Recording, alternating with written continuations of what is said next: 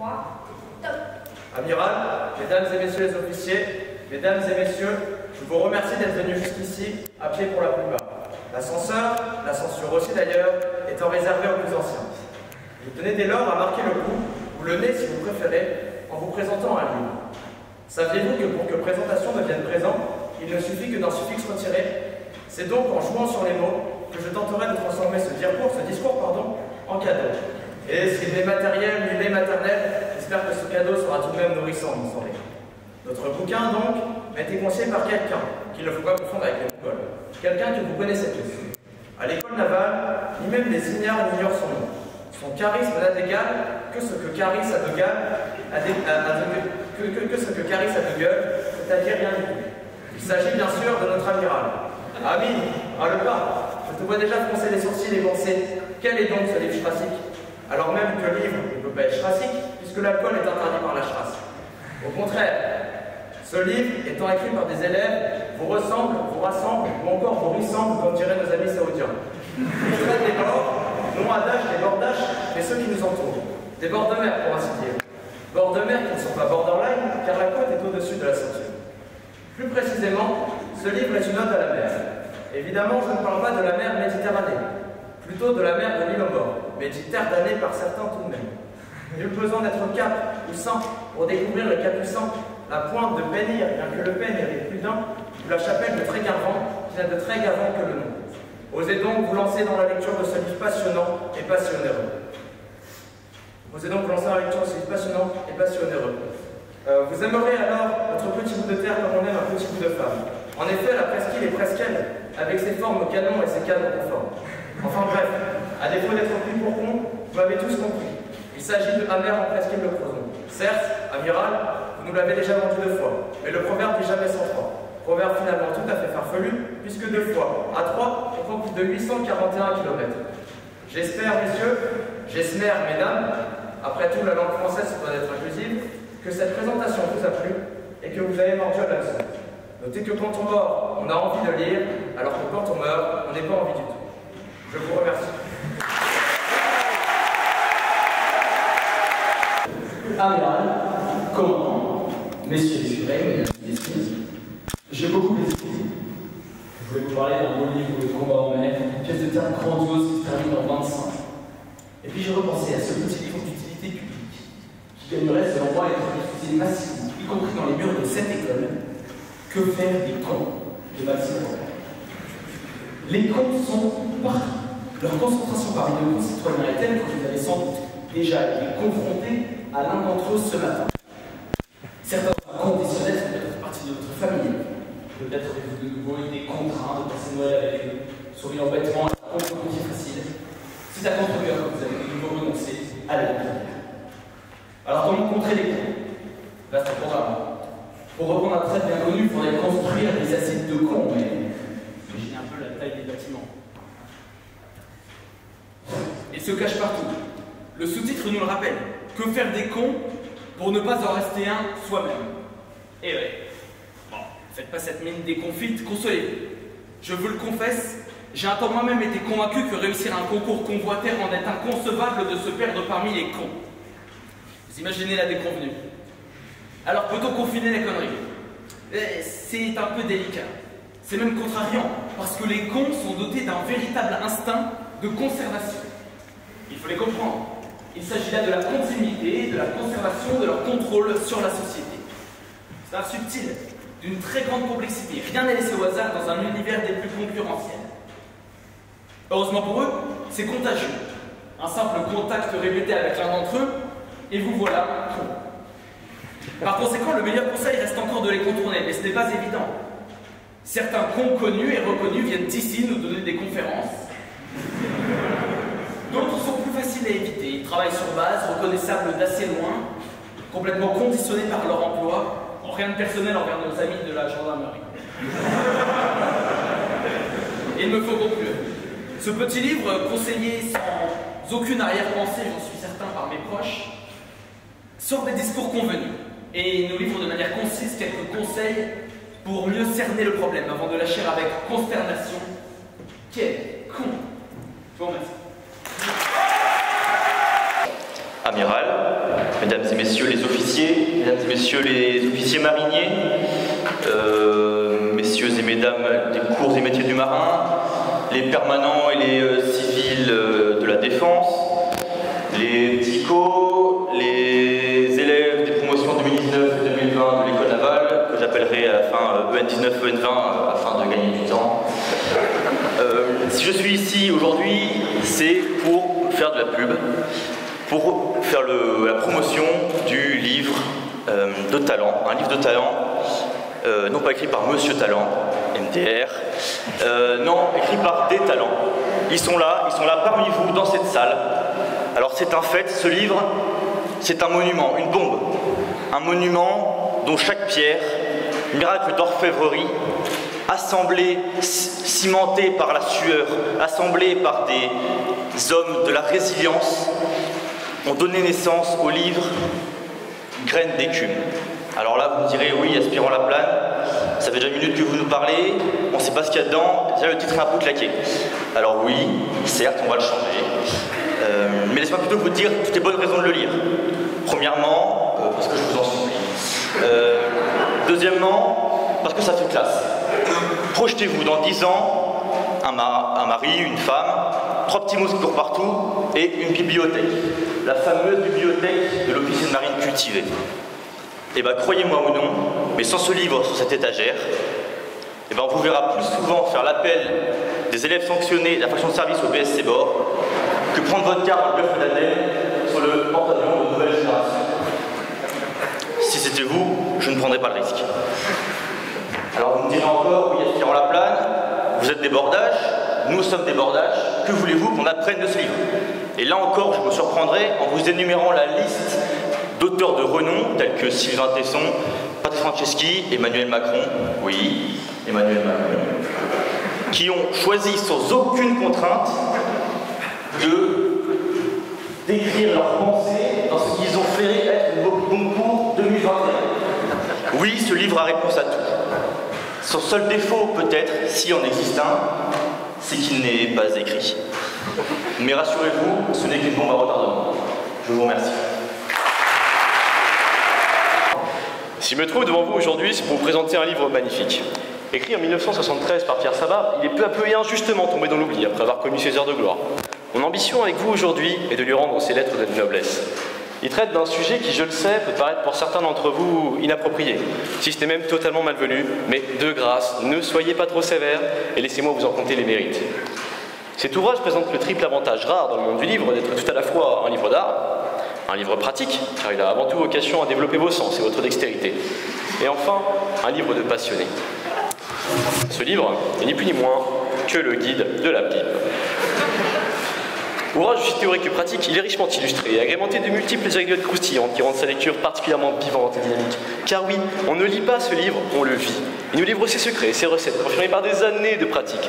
Très accessible et facile à lire par le style unique et chaleureux de Sabat, il est destiné aux néophytes, aussi bien qu'aux initiés rompus à la pratique de la pipe, par la précision, les exemples et la technicité de ses leçons. J'aimerais à présent vous en lire quelques extraits. C'est évidemment une opération très délicate, très personnelle, dont la réalisation n'obéit à aucune règle précise, mais à un grand principe universel. Il faut respecter la pipe, en faire le tour, chercher à l'aimer, à la comprendre. Enfin, la pipe console les déboires que nous connaissons tous à un moment ou à un autre de nos vies. La pipe est pour l'âme en peine comme la caresse qui délivre de la souffrance. Le temps fait passer l'amour, l'amour fait passer le temps, la pipe fait passer l'un et l'autre. Nous pouvons voir à travers ces quelques lignes et la personnification de la pipe, la relation sincère et singulière que Sabat tisse avec celle-ci et les nobles sentiments qu'il y porte. Important pour Sabat, c'est bien le plaisir. Enfin, notons également la convivialité intemporelle et l'incomparable atout qu'est la pipe pour briser la glace entre personnes de bonne compagnie. En effet, comme nous le rappelle Sabat, la pipe a toujours joué un rôle considérable dans la vie en société. Le méconnaître serait s'exposer à de graves erreurs de jugement. Ce n'est pas un phénomène nouveau, c'est une tradition qui se perd dans la nuit des temps. En Afrique, comme en Amérique, la pipe était l'emblème de l'hospitalité. On la proposait à l'étranger de passage autour du feu avec les hommes de la tribu. J'espère qu'en dépit de la brièveté de ma présentation, pour les personnes qui ne se trompent pas, que la lecture et la pratique rigoureuse de cet ouvrage vous apporteront autant de joie qu'à moi-même. Merci de votre attention et n'oubliez pas, fumez-tu. Amiral, messieurs les officiers, mesdames et messieurs les gens importants et vous tous, chers anonymes, qui parmi vous se souvient qu'en l'an de grâce 560,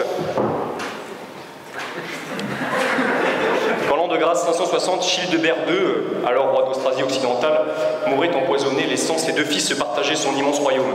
Ou alors qu'en 596, c'était Léovigile, qui était lui roi de Septimanie gothique, qui avait avec sa femme Théodosia une fille qu'il nommait avec simplicité Herménégilde, dite la Gueuse.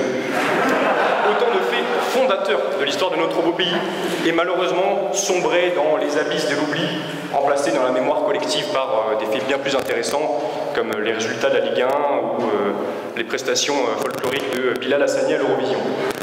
Et pourtant, comment résister au charme médiéval de cette histoire des Francs, voilà, court ouvrage de près de 5000 pages, écrit par Saint Grégoire de Tours, au VIe siècle de notre ère, et qui dépeint avec candeur l'avènement ex nihilo de la dynastie mérovingienne et les premiers balbutiements de ce qu'on appelle aujourd'hui la France.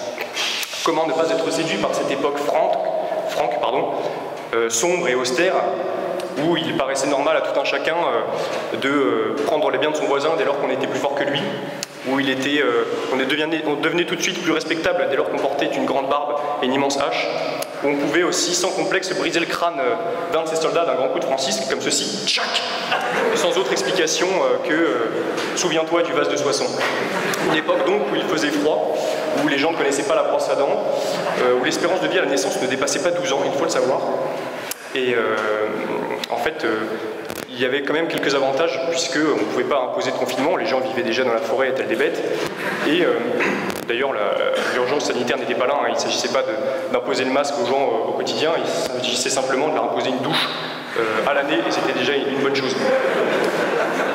Une époque, en somme, où il ne faisait pas bon vivre, et qui devrait tous nous inspirer, en particulier tous ceux parmi nous, et je sais qu'ils sont nombreux, qui cherchent à améliorer à la fois leur résilience et leur rusticité, mot très à la mode en ce moment. Enfin, je ne résiste pas à la tentation de vous lire un court extrait de ce magnifique ouvrage tiré du livre 6. Suave West, Mari Magno, Turbantibus Aecora Ventis. Et je vous laisse là-dessus méditer à la fois sur l'humour et sur le sens des responsabilités historiographiques de l'auteur qui perce à travers ce court extrait. Amiral, messieurs, quand on m'a demandé de présenter un livre pour ce concours d'éloquence, je me suis naturellement posé la question de savoir quel livre présenter. Alors, étant récemment propriétaire d'un bien immobilier, j'ai fait l'acquisition d'un ouvrage qui s'intitule « L'immobilier pour les nuls ». Livre somme toute en cohérence avec ma passion pour la vie de Napoléon Bonaparte. Bonaparte, immobilier, ne rigolez pas, je vous en supplie, ce n'est pas très drôle. Alors pourquoi pas Syllogisme de l'amertume d'Émile Cioran, philosophe roumain qui disait dans un ouvrage que finalement la seule véritable pensée dans ce bas monde qui nous rendait la vie supportable était l'idée de pouvoir mettre fin à ses jours à tout moment. Mais bon, ces périodes, disons somme toute compliquées, confinement et autres, il m'a semblé que ce n'était pas le choix le plus judicieux à faire. Alors parlons un peu d'amour. Oui, l'amour. J'espère que tout le monde le connaît, que tout le monde le connaîtra. Je vous présente ce livre, Lettres à Anne de François Mitterrand. Un recueil de plus de 2000 lettres écrites entre 1962 et 1996. Un recueil de lettres que François Mitterrand écrit à sa maîtresse Anne Pajot. François Mitterrand, je cite, « J'aime mes mains qui ont caressé ton corps, j'aime mes lèvres qui ont bu en toi, j'aime le goût tout entier de ton être mêlé de soleil et de lumière. Le soir, avant de m'endormir, j'ai évité de frotter à grand eau la journée de mon corps, pour garder ta trace, ton parfum, ta présence vivante sur lui. » Qui peut dire ça de nos jours, avec tous nos réseaux sociaux, Facebook, Twitter, Instagram, Tinder et j'en passe? Vive l'amour! Et messieurs, mesdames, quand vous rentrerez chez vous ce soir, n'hésitez pas à citer quelques passages de ces lettres à Anne à votre femme, et je peux vous assurer qu'elle ne vous regardera plus comme d'habitude. Merci beaucoup. Amiral, mesdames, messieurs, lire. Vous savez lire. C'est une évidence. Mais aimer lire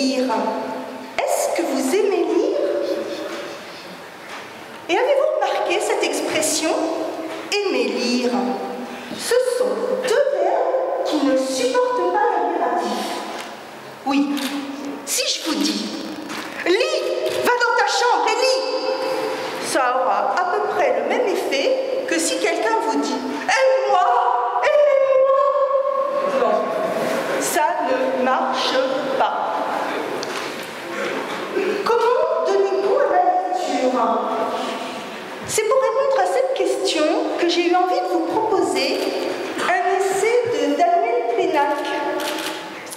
Son titre, Comme un roman. L'œuvre commence par l'histoire d'une famille. Vous savez, ce jeune enfant à qui on raconte des histoires le soir, toujours les mêmes. Parents, enfants, y prennent un grand plaisir. Et puis, il grandit. Les lettres deviennent des mots des phrases, des histoires. Apprendre à lire est grisant. Et vient l'adolescence. L'école, à ce moment-là, impose de gros livres compliqués qu'il faut toujours décrypter. Et ils deviennent des angoisses paralysantes. Lire. L'école apprend à lire, mais aimer lire. Comment rendre attrayante la lecture? Daniel Pénac a longtemps été professeur de littérature avant de se consacrer totalement à l'écriture. Il a dû répondre à cette question. Alors vous l'aurez compris, ce livre, ce n'est pas simplement une histoire de famille. Il se lit comme un roman, mais l'auteur vous propose de vous interroger sur la lecture et sur le lecteur que vous êtes.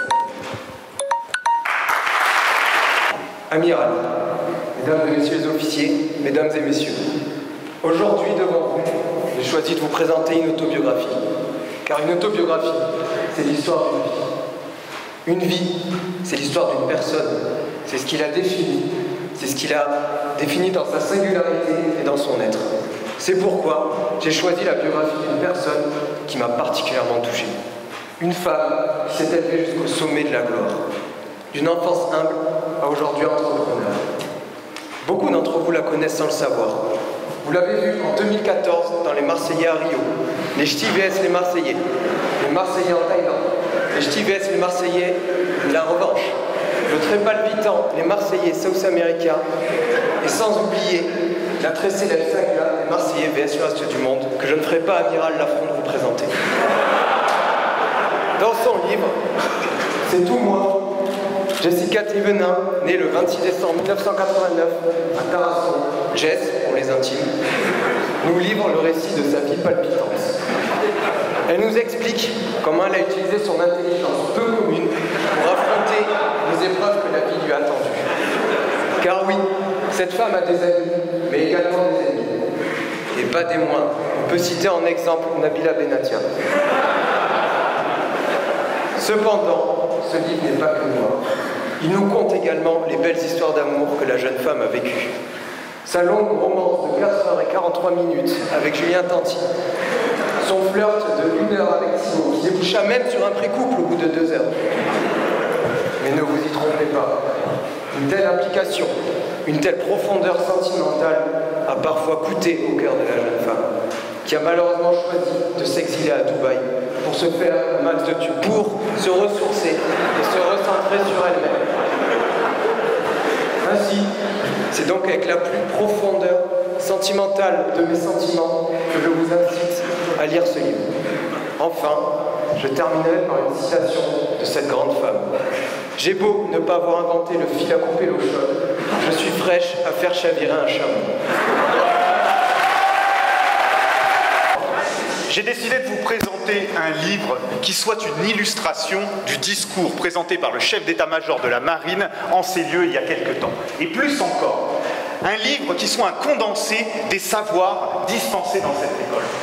Pour un marin tout juste descendu du Charles de Gaulle il y a quelque temps, la chose était illégale. Le fil de l'épée du général de Gaulle. Mais je n'ai pas lu ce livre. Je me suis donc rabattu sur un livre beaucoup plus court, pour ne pas perdre nos jeunes camarades. Et puis aussi pour ici mettre en avant l'esprit de synthèse qui nous est cher. J'ai trouvé une histoire qui se déroule en Arctique. Petit clin d'œil pour nos petits cours de géopolitique. Et puis surtout, l'histoire d'une équipe soudée, derrière un chef charismatique, qui vont tenter l'impossible pour le succès de la mission. Je vous présente Les bottes du Père Noël de Marc Gelta. Une sordide histoire de bottes retrouvées, trouées la veille de Noël, et une mission clairement énoncé. Je ne vais tout de même pas sauter sur les toits juste avec mes chaussettes à pois. Immédiatement, tout le monde se met à la faire. On vous sort un chaudron, on y jette des trucs, des machins, des bidules et des zinzins, le tout saupoudré de poudre de perlimpinpin. Vous vous dites que personne ne comprend ce qu'il fait? Vous êtes en train de vivre ou de revivre votre première crise d'angoisse de chef de service. Mais finalement, une paire de bottes et une formule magique, on n'en demandait pas tant, sortent du chaudron. Super Power Truck. Une route est enneigée, Super Power Truck. La neige se transforme en vapeur. Au milieu de l'histoire, le Père Noël chavire, il chute de son traîneau. Il tombe, il va s'écraser comme une crêpe. On est en Bretagne. Super Power Truck. Les bottes se transforment en fusée. Et ça continue comme ça tout au long de l'histoire. Un livre qui vous mêle du commandement, de l'ingénierie, mais également de la physique, un guide ultime que vous mettrez à côté de votre guide du capitaine de compagnie sur votre table de chevet et qui condense l'ensemble des savoirs dispensés dans cette école en seulement 10 pages. Les bottes du Père Noël de Marc Galton.